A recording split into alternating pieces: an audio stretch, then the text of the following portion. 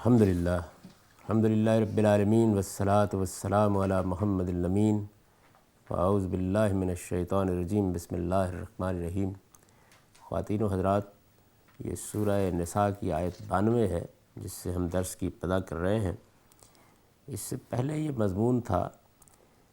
کہ مسلمانوں کو اب اقدام کرنا ہے اور جن بستیوں میں لوگوں کو ستایا جا رہا ہے ان پر وہ حملہ آور ہو جائیں گے،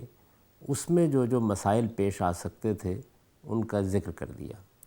آخر میں چونکہ یہ کہا تھا کہ جو لوگ فتنوں ہی کو ہمیشہ دعوت دیتے رہتے ہیں، صلح و آشتی کا ہاتھ بڑھانے کے لیے تیار نہیں ہیں، ان کے خلاف بھی اللہ نے تمہیں اختیار دے دیا ہے، کھلا اختیار دے دیا ہے، تم اقدام کر سکتے ہو۔ اس میں ظاہر بات ہے کہ اب بعض ایسے مواقع آ سکتے ہیں کہ جہاں کوئی بے احتیاطی ہو جائے،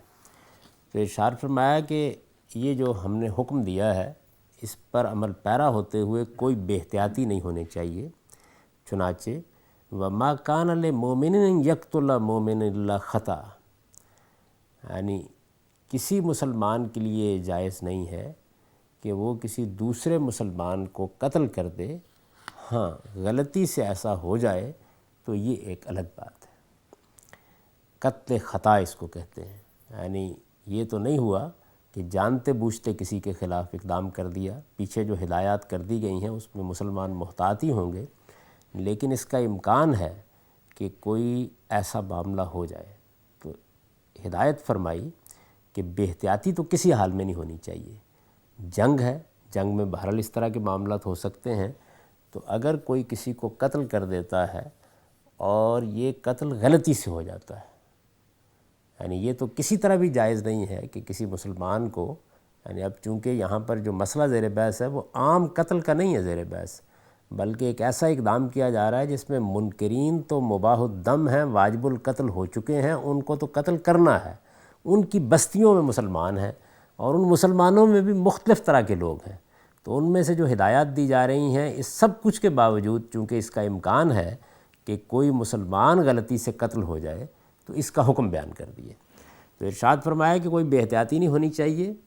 اس لیے کہ کسی مسلمان کے لیے جائز نہیں ہے کہ وہ کسی مسلمان کو قتل کرے الا یہ کہ اس سے غلطی ہو جائے، اور جو کسی مسلمان کو غلطی سے قتل کرے وَمَنْ قَتَلَ مُؤْمِنًا خَطًا،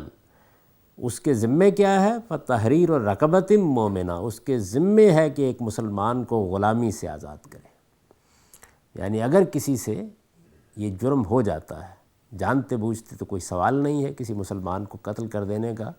اور یہاں وہ مسئلہ بھی زیر بحث نہیں، اس لیے کہ جو لوگ ہیں وہ رسالت میں آپ صلی اللہ علیہ وسلم کے ساتھی ہیں، لیکن فرمایا کہ اگر غلطی سے بھی ایسا ہو جاتا ہے تو کسی مسلمان کا قتل کوئی معمولی بات نہیں ہے، اس لیے اگر ایسا غلطی سے بھی ہو جائے تو اس کے لیے کچھ تمہیں اپنے اوپر جرمانہ عائد کرنا ہے۔ تو ایک تو یہ ہے کہ اگر ایسا ہو جاتا ہے، مطمئن ہو جاتے ہو کہ واقعی غلطی ہو گئی ہے، تو پھر ایک مسلمان کو غلامی سے آزاد کرنا ہوگا، پہلی چیز یہ ہے۔ اس زمانے میں چونکہ ابھی غلامی تھی اور قرآن مجید غلامی کو ختم کرنے کے لیے جو اقدامات کر رہا تھا، ان اقدامات میں ایک چیز یہ بھی تھی کہ جرائم کے کفارے میں ان کی غلامی کو ختم کرنے کے راستے کھولے جائیں۔ تو یہاں پر بھی دیکھیے سب سے پہلی بات یہی کہی ہے کہ اگر کوئی اس طرح کا معاملہ ہو جاتا ہے، غلطی سے ہو جاتا ہے، تو ایک مسلمان کو غلامی سے آزاد کرے، اور فرمایا کہ صرف یہی نہیں ہے، فَتَحْرِيرُ رَقَبَةٍ مُؤْمِنَةٍ وَدِيَةٌ مُسَلَّمَةٌ إِلَىٰ أَهْلِهِ إِلَّا أَن يَصَّدَّقُوا، اور اس کے گھر والوں کو،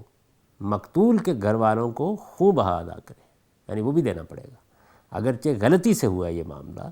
لیکن دیت دینی ہوگی۔ دیت در حقیقت مالی تاوان ہے، یعنی معاملہ ایسا تو نہیں ہے کہ قتل کر دیا جائے، کیونکہ یہ کوئی جانتے بوجھتے نہیں ہوا، چونکہ یہ معاملہ غلطی سے ہوا ہے تو اس وجہ سے اس میں صرف یہ کیا گیا کہ اگر کسی مسلمان کو اس بات کا خیال ہے کہ اس سے غلطی ہو گئی ہے، یہ چیز اسٹیبلش ہو گئی، تو اسے اپنے اوپر جو کفارہ عائد کرنا چاہیے وہ یہ ہے کہ وہ ایک غلام کو غلامی سے آزاد کر دے، ایک مسلمان کو غلامی سے آزاد کر دے، اور دوسرے یہ ہے کہ جو کچھ بھی دیت ہے وہ ادا کر دی جائے۔ اب یہ قتل خطا کی دیت ہے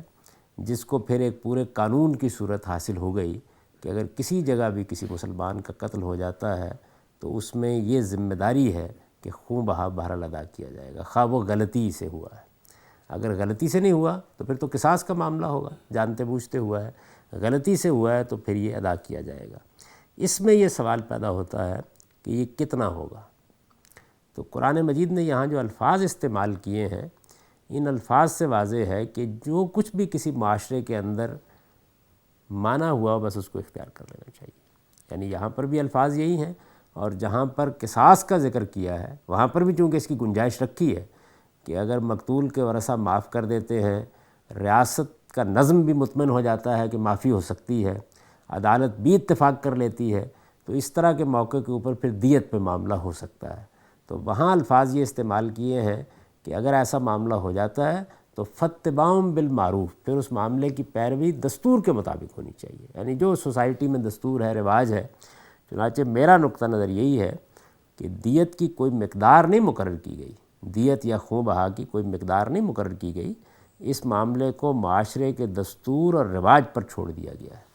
رسول اللہ صلی اللہ علیہ وسلم نے بھی قرآن کے اس حکم کی پیروی میں جو عرب کا رواج اور دستور تھا اس کو نافذ کر دیا۔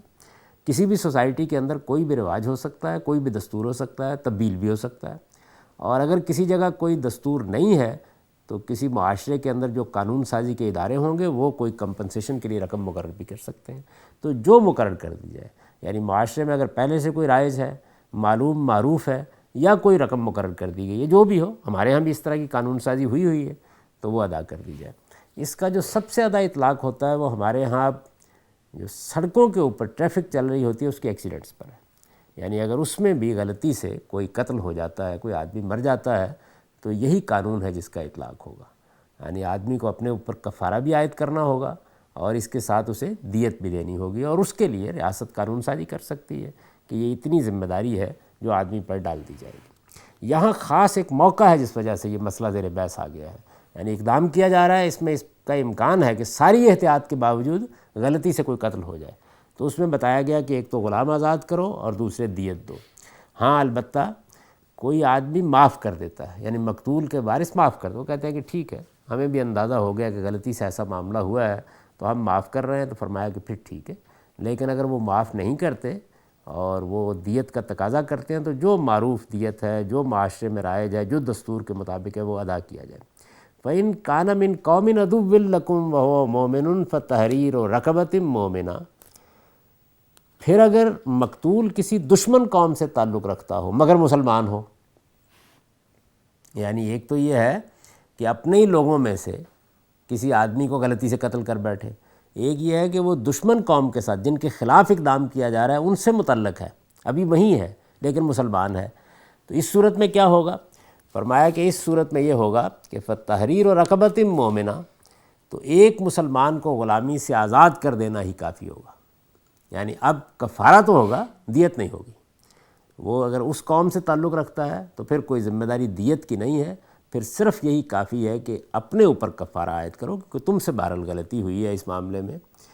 وَإِن كَانَ مِن قَوْمٍ بَيْنَكُمْ وَبَيْنَهُم مِّيثَاقٌ، اور اگر وہ کسی ایسی قوم کا فرد ہے جس کے ساتھ تمہارا معاہدہ ہے، یعنی ایک صورت تو یہ ہے کہ دشمن قوم کا ہے، معاہدہ کوئی نہیں ہے، تو اس صورت میں صرف کفارہ عائد ہوگا، اور اگر وہ دشمن قوم کا فرد تو ہے لیکن اس قوم کے ساتھ ہم معاہدہ کر چکے ہیں، تو اس صورت میں کیا ہے؟ فَدِيَةٌ مُّسَلَّمَةٌ إِلَىٰ أَهْلِهِ وَتَحْرِيرُ رَقَبَةٍ مُؤْمِنَةٍ، تو اس کے وارثوں کو دیت بھی دی جائے گی اور تمہیں غلام بھی آزاد کرو گے۔ یعنی عام حالات میں بھی یہی قانون ہے، اگر کسی ایسی قوم کے ساتھ اس کا معاملہ ہے جس کے ساتھ ہمارا معاہدہ ہے تو اس میں بھی یہی صورت ہوگی، لیکن اگر دشمن قوم سے تعلق رکھتا ہے تو پھر صرف کفارہ کافی ہوگا، غلام کو آزاد کر دینا۔ اب ظاہر ہے کہ یہاں یہ سوال پیدا ہوتا ہے کہ دیت تو ہم نے دے دی جو معروف یا دستور ہے، یہ جو غلام کا آزاد کرنا ہے، غلامی ختم ہو گئی، اب کیا کیا جائے؟ اور اس زمانے میں بھی یہ سوال تھا کہ اگر کسی پاس غلام نہیں ہے یا اتنی ہمت ہی نہیں رکھتا، کیونکہ اگر خرید کے بھی غلام آزاد کرے گا تو اس کے لیے بھی پیسے چاہیے، تو اس کفارے کا پھر بدل کیا ہے؟ تو فرمایا کہ اگر غلام نہیں ہے پاس، فَمَن لَّمْ يَجِدْ فَصِيَامُ الشَّهْرَيْنِ مُتَتَابِعَيْنِ، یعنی آپ اسے اندازہ کریں کہ قرآن مجید کے نزدیک انسان کے غلطی سے، مسلمان کے غلطی سے قتل ہونے کی بھی کیا نوعیت ہے۔ پھر جس کے پاس غلام نہ ہو اسے لگاتار 2 مہینے کے روزے رکھنا ہوں گے، یعنی کفارہ جو ہے وہ یا تو ایک غلام کو آزاد کرنا ہے، اور اگر وہ ممکن نہیں ہے، آج کے زمانے میں تو ہے ہی نہیں، تو پھر لگاتار 2 مہینے کے روزے رکھنے ہوں گے، توبۃ من اللہ، یہ اللہ کی طرف سے اس گناہ پر توبہ کا طریقہ ہے، وَكَانَ اللَّهُ عَلِيمًا حَكِيمًا، اور اللہ علیم و حکیم ہے۔ اس آیت میں قتل خطا کا جو قانون بیان ہوا ہے، اس آیت میں قتل خطا کا قانون جو بیان ہوا ہے، تو اگر دیکھیے تو یہ 3 دفعات پر مبنی ہے، 3 باتیں اس میں کہی گئی ہیں۔ اول یہ کہ مقتول اگر مسلمان ہے اور مسلمانوں کی ریاست کا شہری ہے، یا مسلمانوں کی ریاست کا شہری تو نہیں ہے لیکن کسی معاہد قوم سے تعلق رکھتا ہے، تو قاتل پر لازم ہے کہ اسے اگر معاف نہیں کر دیا گیا تو دستور کے مطابق دیت ادا کرے، اور اس جرم کے کفارے میں اپنے پروردگار کے حضور میں توبہ کے لیے ایک مسلمان غلام کو آزاد کرے، یعنی خلاصہ اس بات کا یہ ہے۔ دوسری چیز کیا ہے کہ وہ اگر دشمن قوم کا کوئی مسلمان ہے تو قاتل پر دیت کی کوئی ذمہ داری نہیں، اس صورت میں یہی کافی ہے کہ وہ اپنا گناہ دھونے کے لیے ایک مسلمان غلام آزاد کر دے۔ تیسری صورت کیا ہے کہ ان دونوں صورتوں میں اگر غلام میسر نہ ہو تو اس کے بدلے میں مسلسل 2 مہینے کے روزے رکھے۔ اب ظاہر ہے کہ اس میں ایک اور سوال پیدا ہو جاتا ہے، وہ یہ ہے کہ ایک تو یہ قتل ہو گیا، ایک یہ قتل تو نہیں ہوا لیکن کوئی زخم آ گیا، یا کوئی عضو اس کا ضائع کر بیٹھے، اس طرح کے کوئی بھی اقدام ہو سکتا ہے، تو جراحات کی بھی دیت ہے، یہ مقرر ہے، قرآن مجید نے اس کو بیان کیا ہے، رسالت میں آپ صلی اللہ علیہ وسلم نے بھی اس کو دلوایا ہے۔ تو جو دیت ہوگی، جس نسبت سے دیت طے کی جائے گی اسی سے کفارے کے روزے بھی ہو جائیں گے۔ یعنی اگر فرض کر لیجئے کہ اس زمانے کے لحاظ سے 100 اونٹ دیت مقرر تھی، عربوں کے ہاں عام رواج یہ تھا کہ قتل ہو گیا تو 100 اونٹ دیت میں دیے جائیں گے خون بہا کے طور پر، تو اگر کسی عضو کی دیت آدھی مقرر کی گئی ہے تو روزے بھی 1 مہینے کے ہو جائیں گے، چوتھائی مقرر کی گئی ہے تو روزے بھی اس کے لحاظ سے ہو جائیں گے۔ تو یہ گویا کفارہ ہے اس بات کا کہ غلطی سے قتل ہو جائے یا غلطی سے کوئی زخم لگ جائے۔ اب اس میں یہ فرمایا ہے کہ یہ جو تمہارے اوپر کفارہ عائد کیا گیا ہے، یہ غلام کو آزاد کرنے یا اس کی مقدرت نہ ہو تو مسلسل 2 مہینے کے روزے رکھنے کی جو ہدایت ہوئی ہے، یہ اللہ تعالیٰ کی طرف سے توبہ کا طریقہ ہے۔ یعنی گویا خاص تاکید کے ساتھ زور دیا ہے کہ یہ خدائے علیم و حکیم کی طرف سے مقرر کردہ توبہ ہے، اس کو کوئی شخص نہ شاک سمجھے نہ اس کی خلاف ورزی کرے۔ مومن کا قتل غلطی ہی سے ہو جائے تب بھی عظیم گناہ ہے،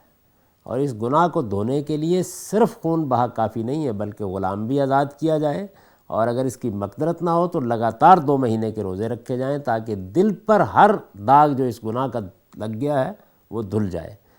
یعنی گویا یہ ایسا سنگین معاملہ ہے کہ اس میں زبانی توبہ کافی نہیں ہے بلکہ اس کے ساتھ اس کے معیدات بھی ہونے ضروری ہے۔ یہ اس قانون کے بارے میں اللہ تعالیٰ کا تبصرہ ہے۔ تو فرمایا کہ یہ ہر حال میں تمہیں ملحوظ رکھنا ہے، اس کی خلاف ورزی کسی حال میں نہیں ہونی چاہیے۔ اب یہیں سے تقریب پیدا ہو گئی کہ انسان ہے، یہ بھی ممکن ہے کہ اس عمل کے دوران میں جان بوجھ کر بھی کوئی قتل کر دے، ثابت ہو گیا کہ کوئی خطا نہیں ہوا، غلطی سے نہیں ہوا، تو فرمایا من یقتل مؤمنا متعمدا، اس شخص کی سزا البتہ فجزاؤہ جہنم، اس شخص کی سزا البتہ جہنم ہے جو کسی مسلمان کو جان بوجھ کر قتل کرے۔ یعنی جان بوجھ کر قتل کرنے کا تو کوئی تصور ہی نہیں کرنا چاہیے۔ اور یہ دیکھیے یہ بڑی نازک صورتحال ہے جس کے اندر لوگوں کے ایمان بھی مشتبہ ہو سکتے ہیں، ان کو منافق بھی سمجھا جا سکتا ہے، ان کے بارے میں شبہ بھی ہو سکتا ہے۔ اس سب کچھ کے باوجود یہ کہا ہے کہ خطاً غلطی سے قتل ہو جائے تو یہ کفارہ بھی ادا کرنا ہوگا، دیت بھی دینی ہوگی،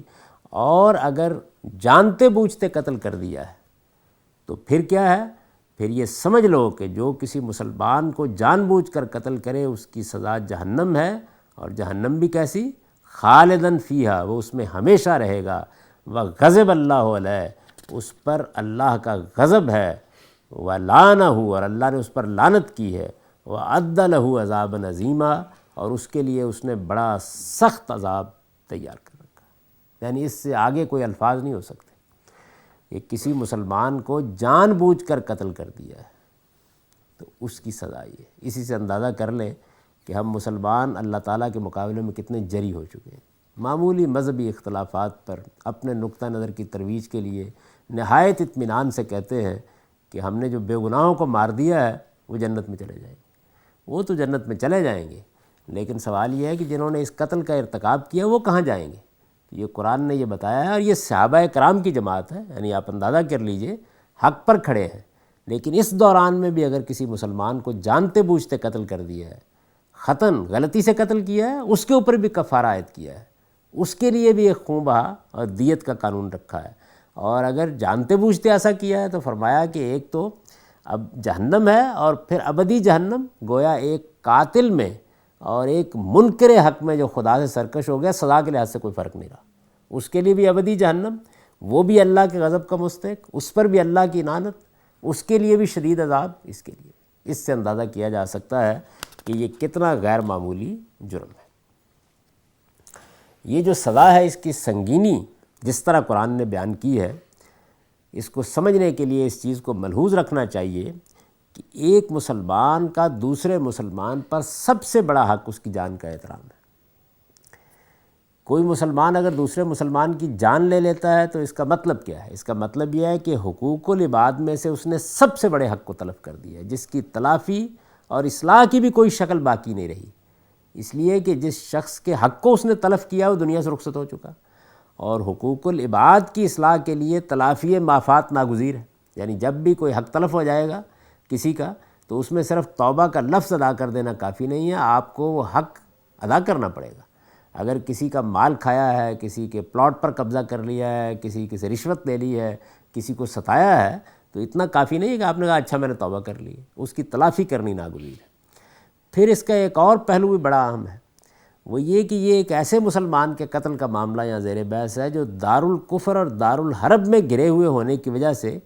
اسلامی شریعت کے ان تحفظات سے بھی محروم تھا جو دارالاسلام میں اگر وہ ہوتا تو اس کو ایک مسلمان کی حیثیت سے حاصل ہوتے۔ اپنے دین اور اپنے نفس کے بارے میں اس کو اگر کسی سے خیر کی امید ہو سکتی تھی تو مسلمانوں ہی سے ہو سکتی تھی۔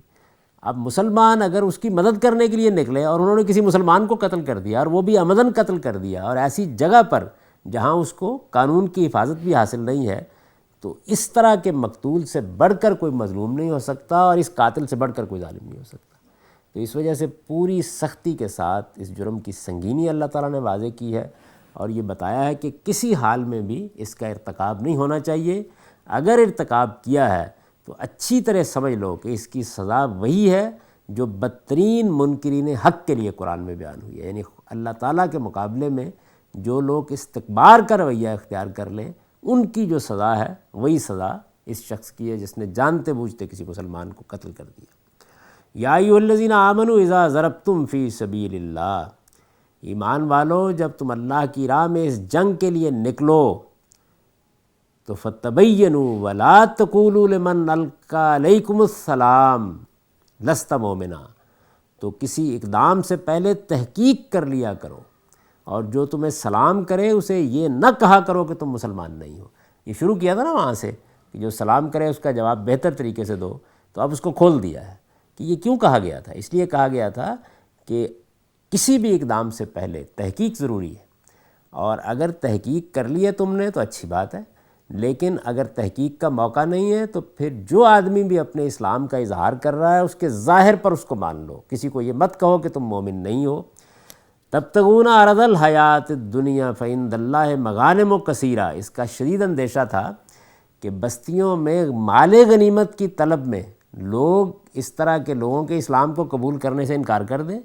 کہ اگر ہم نے ان کو مسلمان سمجھ لیا تو پھر تو مال غنیمت ہاتھ نہیں آئے گا، انسان ہوتے ہیں۔ تو اس لیے فرمایا کہ یہ نہ کہا کرو کہ یہ مسلمان نہیں ہے، تم دنیوی زندگی کا سامان چاہتے ہو، یعنی یہ خواہش ہے، تو اللہ کے پاس تمہارے لیے بہت سامان غنیمت ابھی پڑا ہوا ہے۔ مطلب یہ ہے کہ مال غنیمت کی تمام میں کسی شخص کے ایمان کا انکار نہ کرو، تم یہ جنگ فتوحات حاصل کرنے اور مال غنیمت جمع کرنے کے لیے نہیں لڑ رہے، بلکہ مظلوم مسلمانوں کو ظالموں کے پنجے سے چھڑانے کے لیے لڑ رہے ہو۔ خدا کے پاس تمہارے لیے غنیمت کے بڑے ذخیرے موجود ہیں، وہ بھی عنقریب حاصل ہو جائیں گے، یعنی وہ وقت بھی آئے گا کہ جب منکرین کے خلاف جنگ ہوگی اور اس میں مال غنیمت بھی مل جائے گا، لیکن کسی مسلمان کی جان تمہارے کسی اقدام کی وجہ سے خطرے میں نہیں پڑنی چاہیے۔ تو ارشاد فرمایا فَإِنَّ اللَّهَ مَغَانِمُ كَثِيرًا، اللہ کے پاس تمہارے لیے بہت کچھ سامان غنیمت ہے، كَذَلِكَ كُنْتُم مِّن قبل، اس سے پہلے تم بھی اسی حالت میں تھے، یعنی یہ مت بھولو اس سے پہلے تم بھی اسی حالت میں تھے۔ فَمَنَّ اللَّهُ عَلَيْكُمْ فَتَبَيَّنُوا، پھر اللہ نے تم پر احسان کیا اس لیے تحقیق کر لیا کرو۔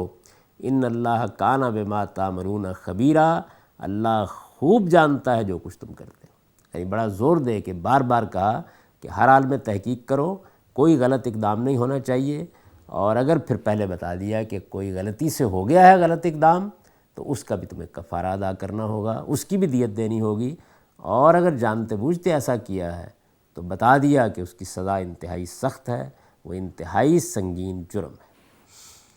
لا يستوي القاعدون من المؤمنین غیر اولی الضرر والمجاہدون فی سبیل اللہ،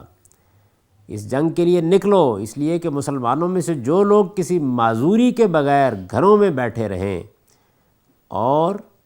جو اللہ کی راہ میں جہاد کریں، والمجاہدون فی سبیل اللہ باموالہم وانفسہم، یعنی دو گروہ ہو سکتے ہیں نا۔ اللہ نے دعوت دی کہ نکلو اور ان مسلمانوں کی مدد کرو، ان مظلوموں کی مدد کے لیے جنگ کے لیے تیار ہو جاؤ۔ پیغمبر سے بھی کہا کہ ان کو ترغیب دی جائے، یہ اس مقصد کے لیے نکلیں، یہ ایک بڑی فضیلت کا عمل ہے، لیکن اس کے بعد سکتا ہے نا کہ بعض لوگ نہ نکلیں، تو اب یہ بتا دیا ان کا حکم کیا ہے۔ فرمایا اس جنگ کے لیے نکلو اس لیے کہ مسلمانوں میں سے جو لوگ کسی معذوری کے بغیر گھروں میں بیٹھے رہیں، یعنی ان کو کوئی عذر نہیں تھا، ایک تو یہ ہے کہ کسی معذوری کی وجہ سے اس جنگ کے لیے نہیں نکلے،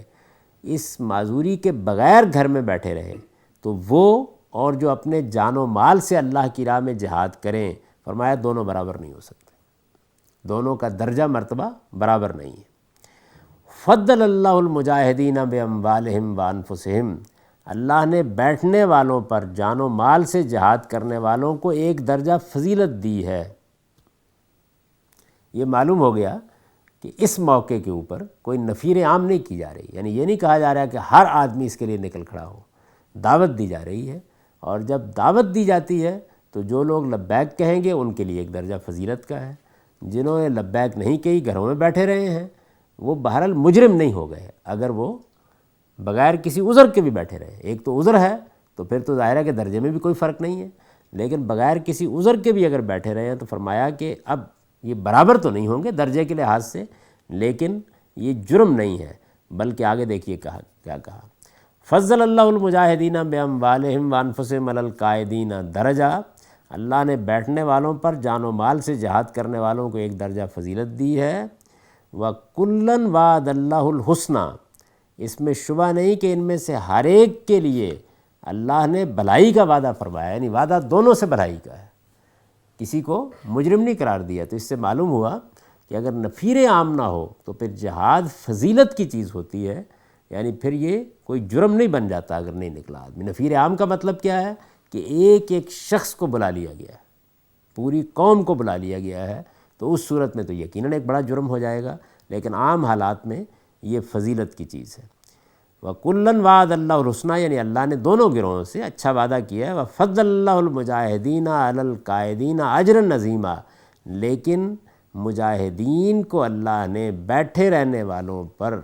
جو اجر دیا ہے اور فضیلت عطا فرمائی ہے وہ بہت غیر معمولی ہے۔ درجات منہ ومغفرۃ ورحمہ وکان اللہ غفور الرحیم،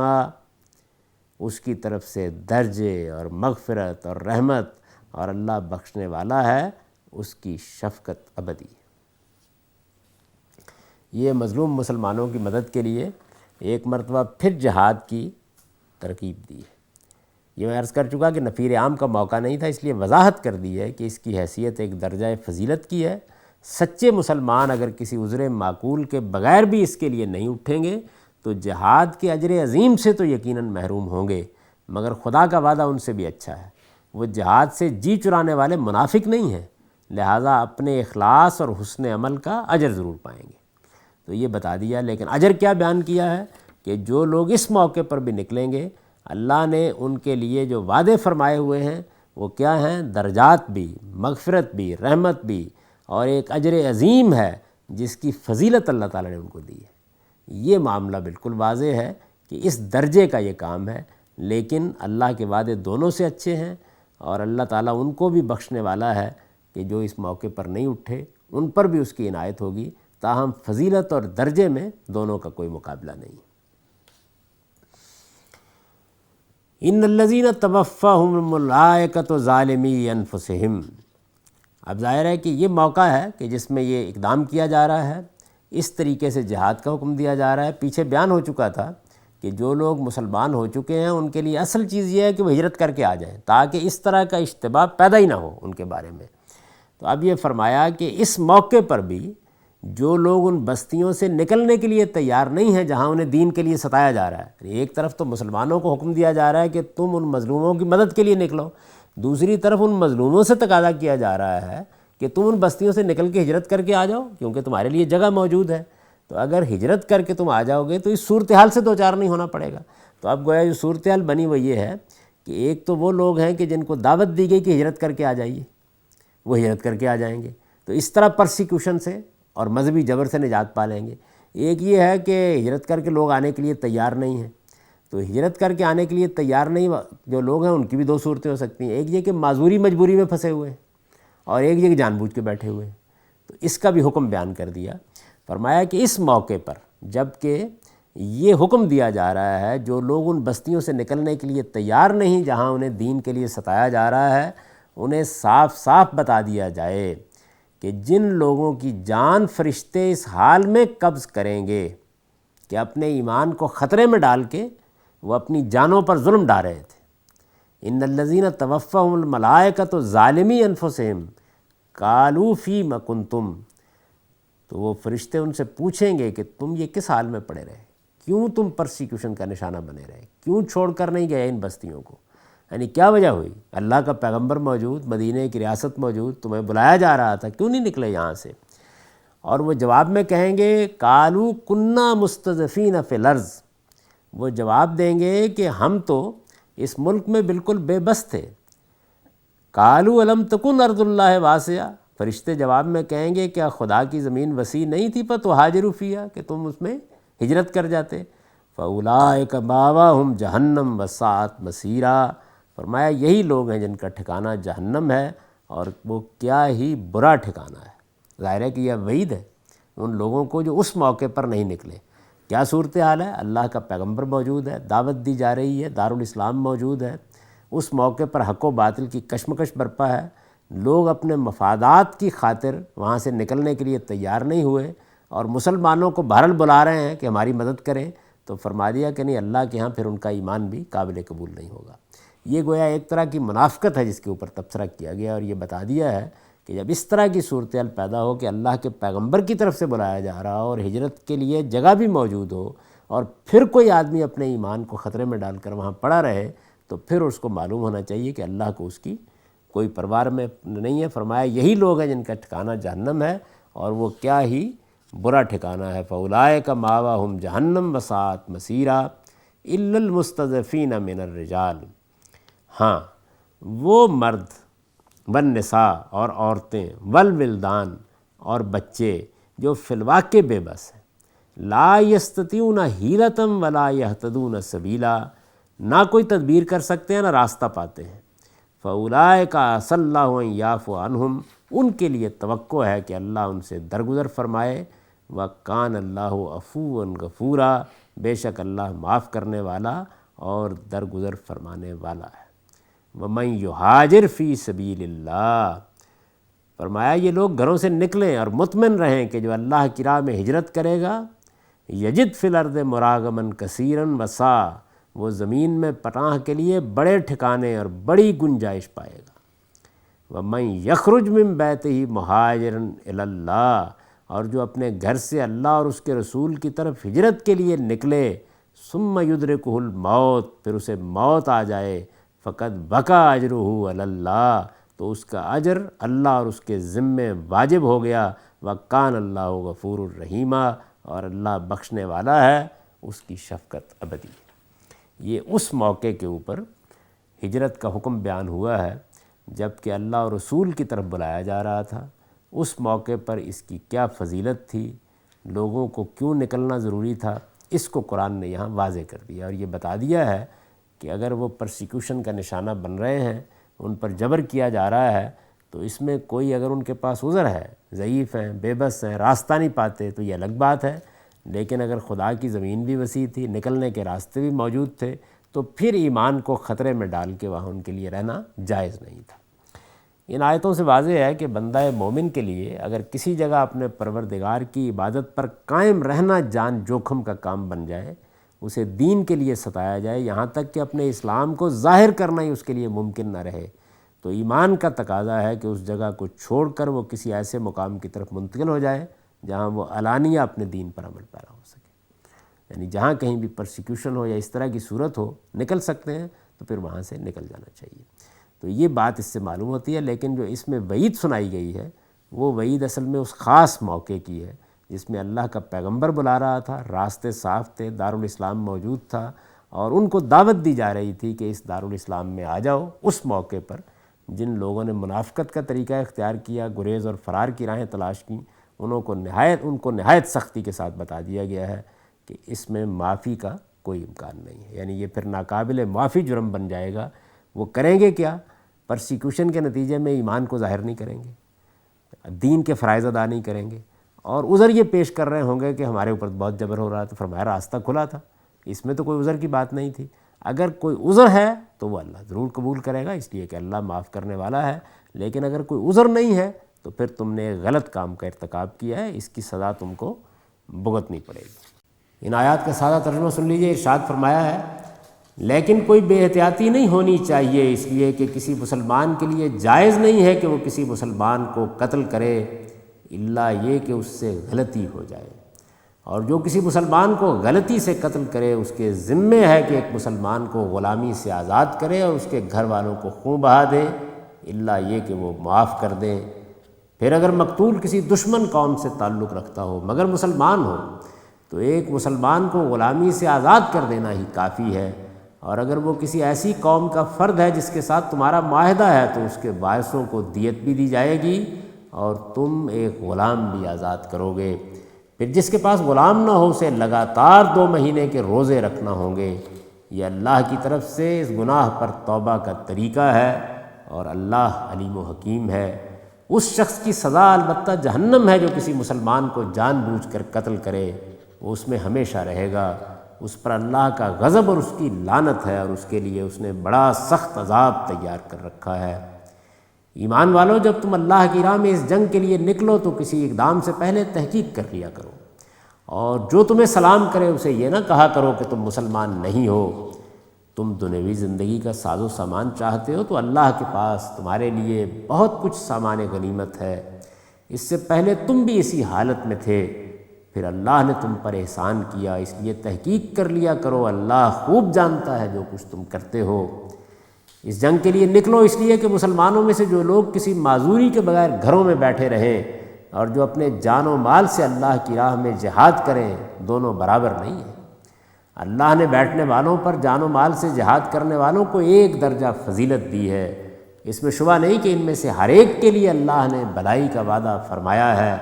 مگر جہاد کرنے والوں کو، بیٹھنے والوں پر اللہ نے ایک اجر عظیم کی فضیلت دی ہے، اس کی طرف سے درجے